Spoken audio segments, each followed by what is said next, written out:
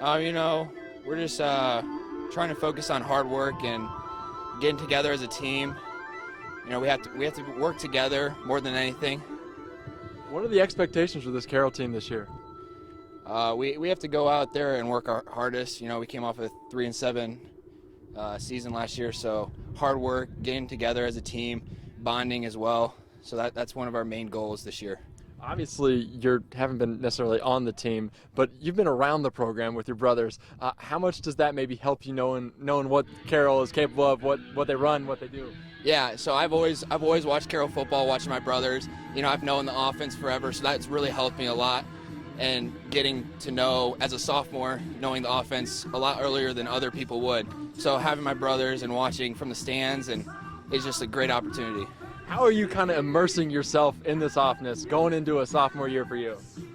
Well, being a sophomore, I have to gain the trust of my receivers, and they've been doing a great job of that. And they make it a lot easier for me as a sophomore because they are great, and they take a lot of pressure off of me. So, yeah. Obviously, as a sprinter, a guy goes pretty fast. Dual threat would be something you think about. How do you use your legs to kind of complement your arm? Yeah, so obviously I'm going to look for pass plays first, and if I have to use my legs, I'm going to use them. Does the speed help? Because people say they'll run, but does the speed help? The speed definitely helps, Got to get away from defenders somehow. 2 days are tough, but, it feels good to get back out here, get things rolling.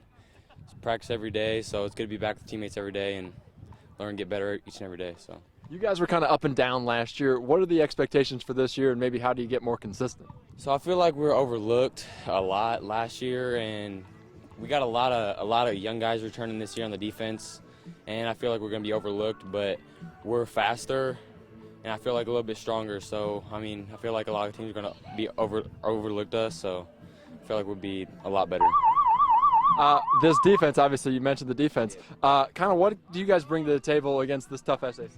I feel like our back five is our best strength because we're all returning and we're a little bit smaller, but I feel like we know our coverages and know our alignments, and so I feel like we'll be good on that aspect.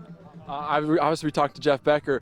He's just a sophomore, but he can make some plays. As a defense, kind of what is your perspective on that kid making plays? So, coming as a sophomore this year, I wasn't really sure, and it's kind of iffy, but we had one of our quarterbacks quit. Now, I had some talks with him. I was like, I trust him. I believe in him. Can't make plays in the air. He'll make it on his feet. So either way, he's going to make plays. So I trust in him, and I believe in him. So. Obviously, you committed to Indiana State. What's it like? How's it getting it off your plate and making sure you focus on the season? There was a lot of nerves coming into it because, right before the season, get things rolling. It's kind of in the mix of everything, but I feel great. I'm excited, and right now I just want to focus on the season with my teammates and have a great season. So. Well, it's really exciting when you come out in August because there's an opponent, that is, 2 weeks away. We're building up to a scrimmage against Wenger and an opening game against, Lures on the 23rd. But it's a different vibe. It's a different feel. And all those drills and everything that you put in, the installation, all comes to fruition right now.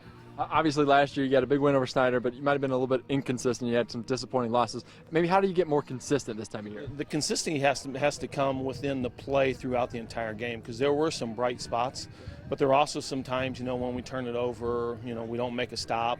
We're not consistent in the red zone, and those are the things you got to fix. There are about 4 games that if you flip those 4 games, and we're having a lot better feeling about that season as opposed to 3-7. It could be 7-3. So, that's it. We've got to work on details and being consistent throughout. Obviously, we're talking to Ray. How good is this defense? How good is the back end of the defense, and how much can they maybe lead a team with a young offense? Well, there are about 7 guys that return on the defensive side. All 5, secondary guys were starters at the end of the season. And so throughout that, you rely on those guys to be able to put in more coverages, to be able to put on more things on defense and take a little pressure off the offense initially. You got a young quarterback coming out.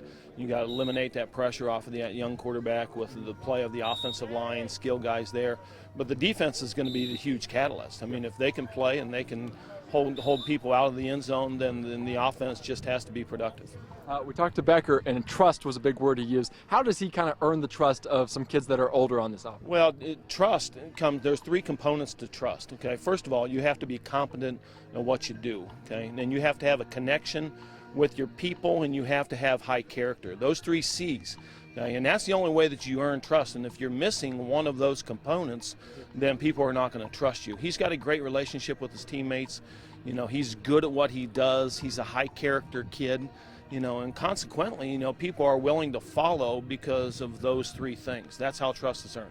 Obviously, you've had some injuries this fall, especially one person with a nose, Michaela Hoffman. How do you kind of fill that void and have the next man up? You know what? Every person within the program is vital, and we got to get Michaela back. You know, she's got to ice Advil, you know, see the trainers and get healthy.